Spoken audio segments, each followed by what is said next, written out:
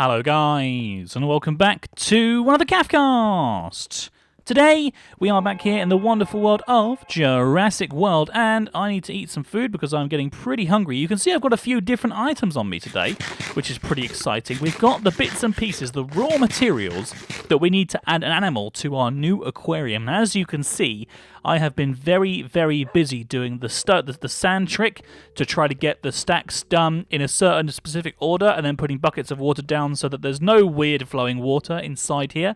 And I think I've just about got it right. What I'm going to do quickly just here is just cut the back part of this out, just temporarily, so I can actually get out of the water when I need to. But as you can see, we've actually made a lot of progress, and there's no sort of weird flowing water or anything inside here. It's all really, really nice and consistent, which is absolutely fantastic. I think it looks great. I'm not sure about the glowstone that you can see I've kind of changed out for these sea lanterns instead. Where's the exit? There we go. Perfect. Got it. Because I think they kind of look a little bit better. But I want to leave it up to you guys what you think we should do here. Should we be having less light? Should we have more light? I'll show you what it looks like from the back. I think those sea lanterns actually look really, really good. So I might just change it all out to sea lanterns rather than the glowstone. Because I think the glowstone looks a bit weird. And we can't have lamps because they require redstone charges. And I wouldn't be able to have those top ones up there. So yeah, some things might change ever so slightly inside here, but as always, guys, do make sure that you actually let me know down in the comments what you think we should be doing with this, because it's always a lot of fun to see all your comments coming in to let us know exactly what we should do, what we shouldn't do, etc., etc. There's loads of people who have been getting involved with this series so far, so thank you to everybody who has been watching. I hope you're enjoying the show so far. Let's go ahead and jump over to the Stripy Shack, because in the Stripy Shack, we are going to change what we're using from the aphid in amber to the sea lamprey, because using the sea lamprey is the way that you get aquatic dinosaurs slash animals that lived in the dinosaur period, and as you guys should know, it's just as simple as using the DNA extractors that we've got here. We've got a couple of extra bits that were left over from the aphids in amber, but if we go ahead and put our sea lampreys inside the DNA extractors here, you'll see that they ever so slowly will start to kind of extract the data from the DNA. So that's obviously one of those things that you do need to happen. Let's see if we've got any discs that we can put anywhere. We've got some basic DNAs around here. That's not what we need. Here we go. So there's some empty storage discs here. We want to have like a load of them because we need to make sure that each of these has got 64 in it.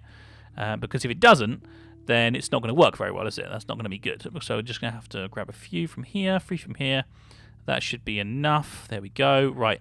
It is going to be a slightly slower process, but what we're going to be doing in the meantime is reading out some of your comments on today's episode and talking about what you guys have been saying you'd like to see for the next aquatic animal that we work on, which is really awesome. I always like doing these kinds of episodes.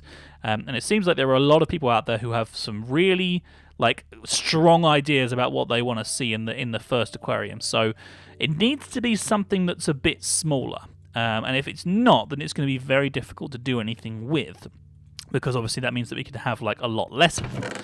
But the only other thing that I need to do before we can start to sort out this DNA from the extractor here is go ahead and change out the boxes that are being used in our incubator here from ones that are for land-based animals, as you can see, to these ones here which are for water-based. And there you go. It's exactly the same system, pretty much.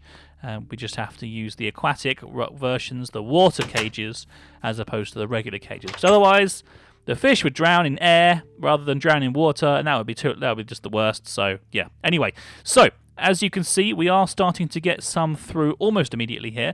We've got a Dunkleosteus, which is quite a cool one to start off with. We've got a Tylosaurus to start off with, and we've got another Dunkleosteus. Is that how you say it? Dunkleosteus. I think it's Dunkleosteus. I'm going to go with that pronunciation.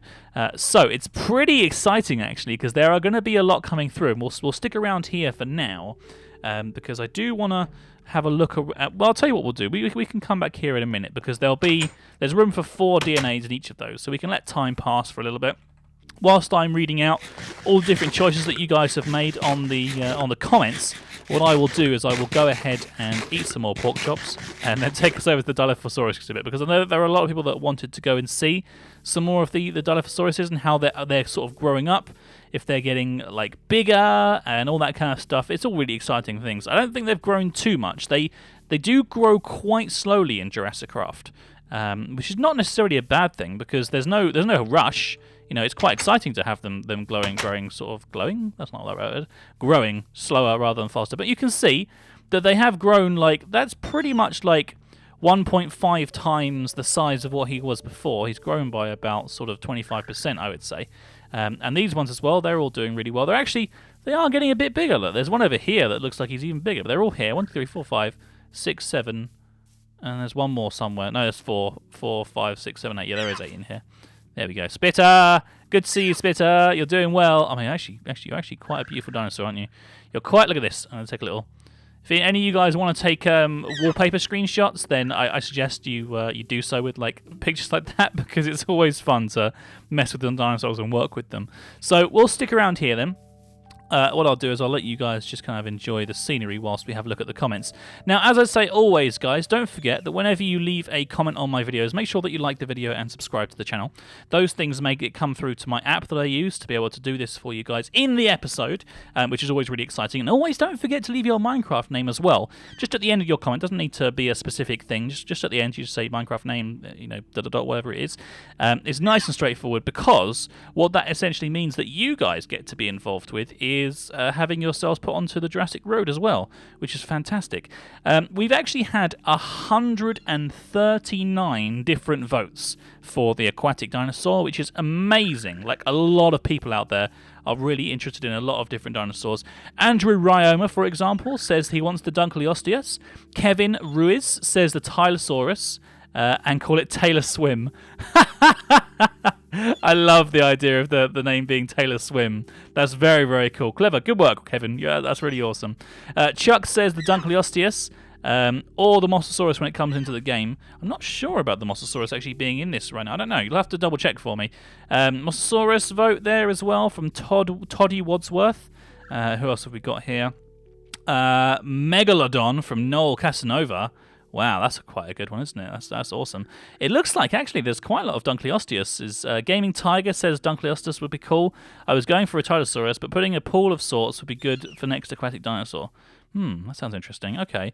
To add some more life to the aquarium, Lord Dinosaur says, as well as someone else's suggestion, could you add coelacanths and or rhizodices, please? That way you have more variety, as well as food for the rest of the sea life you put in there. I think we will do that. We're going to have some underwater reeds and stuff going into the exhibit. It's not going to be just like it is now.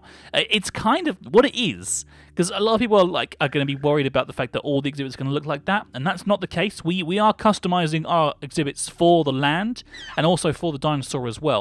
This is purely an experiment, because I've never actually done aquatic dinosaurs in Jurassicraft before, so I have no idea whether this is going to even work well. So it's purely an experiment right now. But we'll experiment with different sort of like flora and fauna that you can get in there. What we usually do is an episode like this where we talk about all the comments and stuff that you guys have been putting in, and then we do an episode where once we've got the DNA together, we hatch the DNA to get the number of dinosaurs that we have to work with.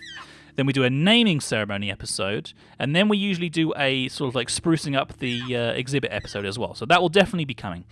Anyway, Robbie Wise says Dunkleosteus. Shem Mossa says Dunkleosteus. There's a lot of people Dunkleosteus. There you go. CJ Sibbert actually pronounced it for me phonetically, which is very good. Dunkleosteus. There we go. I know how to pronounce it. Martin Van Russo is already on the road, but he says Dunkleosteus as well. Tylosaurus, Dunkleosteus from Andries. Total Carnage, Dunkleosteus. Dunkleosteus from Manmur. My God. Random Gamer says Dunkleosteus. Oh, the sun is setting. You can see the shadows coming across the exhibit here. Hey, dinosaurs, calm down. It's totally fine. Mosasauruses, Tylosauruses. We'll definitely have a Mosasaurus, but not in this exhibit because it's not big enough for one. Mega Piranhas. Okay, well, we'll go for a Dunkleosteus, I think, because it seems like everybody is super into the idea of having a Dunkleosteus. Now, the question is, if they get too big, then we might have a problem, and we might have to... Plesiosaur as well, says Hannah Ross. Hannah Ross is choosing to go against the grain here, but everybody else, Daniel I, Lizzie Ling, Shark Master, I'm just going through the comments right now. So many people. Stephen 5, Connor Williams, everybody wants the Dunkleosteus. So we'll go for that. I don't know how big they get. So if anybody could let me know in the comments on this episode how big they do grow in size, because obviously that's going to... I'll get enough DNA for sort of like 2 maybe, but if they get super massive... You guys need to let me know so I don't make the mistake of putting 2 really, really big dinosaurs in a really, really small exhibit, because that would be quite possibly the worst thing I could do in this situation. But anyway, so we're going to go ahead and do that. Let's go ahead and take a look and see if we've got any more decent DNA whilst we've been waiting over with the Dilophosaurus. Oh, I've fallen in a hole. I've fallen in a dark hole and I can't get up. Help. Help, please. Please help. Okay, it's fine. I got it. I found a way. I found a way. It's okay. Guys, see, this is why I don't stay out this late. It gets really dark. And then it starts to get brighter again because the moon comes up. And the moonlight is actually quite nice. I'll just sort of let it slowly sort of like rise up. But you guys can now... See, we can actually see quite a lot now that the moonlight's coming up. But the main reason why I wanted to do the glowstone is because at night... Let's just quickly take a piece out of here. You can see I've kind of like been messing with this a little bit. Just sort of trying to flatten things out a little bit around here. Making it all just look a bit nicer. The main reason why I wanted to light it up is because it really is, with the amount of light that we put in there, it really is like a beacon of illumination. It's really beautiful. And obviously the light does dissipate quite quickly inside water, so it's not going to cause any problems for the animals, I don't think, which is good news. But anyway, we need to get back... Whoa, did you see that? That was a lightning strike just over there. That was crazy. Oh, God. Okay, it's going to be a thunderstorm, guys. We're going to have to get out into the stripy shack as quickly as we possibly can. I don't want to get hurt here by any lightning, so we have to move super quickly here to avoid being attacked by anything. Oh dear, oh dear. We're going to go ahead and just quickly, but I'll tell you what we'll do. We're going to, for this episode, we'll just make it a little bit longer for you guys because it's a weekend episode. I'm going to go ahead and I'm going to add. Actually, this is Monday's episode, isn't it? But still, I'm still going to make it a little bit longer for you guys. I'm going to go ahead and check all the DNAs that we got. Then I'm going to sleep, and then we're going to go back and add somebody onto our Jurassic Road. So let's take a look then. This is the machine here. So we've got Tylosaurus, Dunkleosteus, 90% Dunkleosteus, and a 62%. This is great news.